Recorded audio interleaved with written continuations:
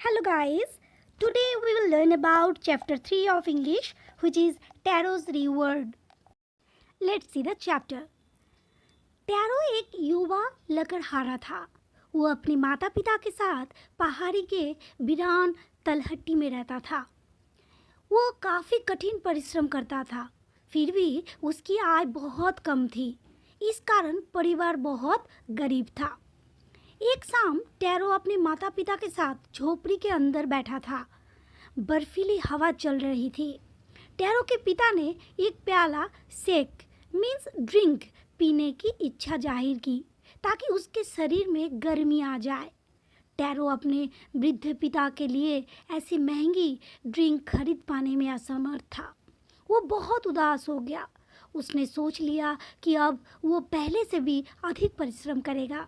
अगले सुबह टैरो बहुत जल्दी जंगल की ओर चल दिए। दोपहर तक काम करते करते वो थक गया। उसका मुंह सूखने लगा।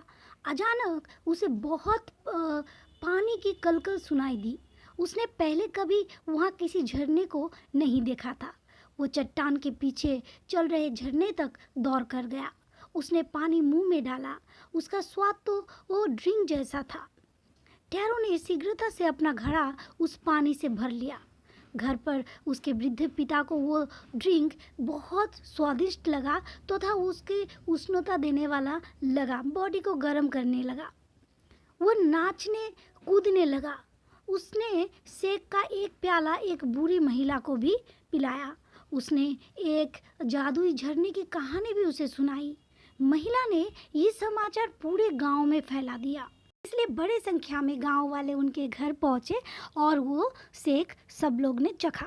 अगले सुबह सब लोग अपने अपने घर आदि लेकर पहुंच गए, पर उन्हें निराश होना पड़ा। उनके लिए पानी का स्वाद साधारण ठंडे पानी जैसा ही था।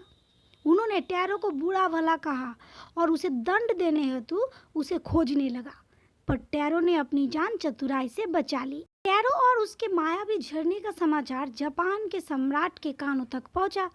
उसने टैरो को बुला भेजा और उसके काम और अपने वृद्ध माता पिता की सेवा करने के लिए उसे पुरस्कार दिया। सम्राट ने नगर के सर्वश्रेष्ठ झरने का नाम टैरो रख दिया। वो चाहते थे कि सभी बच्चे अपने माता पिता का आदर करें तथा उनकी आज्ञा का पालन करें। In this story, Taro was a young woodcutter. He lived with his parents on a lonely hillside. Though he worked very hard, he earned very little money, so the family was very poor.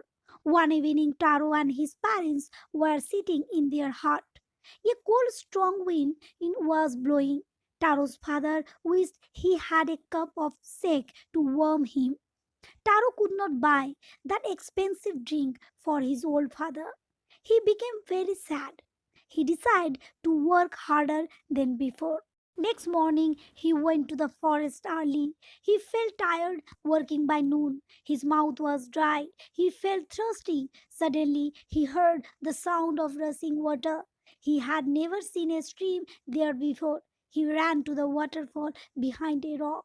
He put the water to his lips. It tasted like sake. Taro quickly filled his pitcher with that water.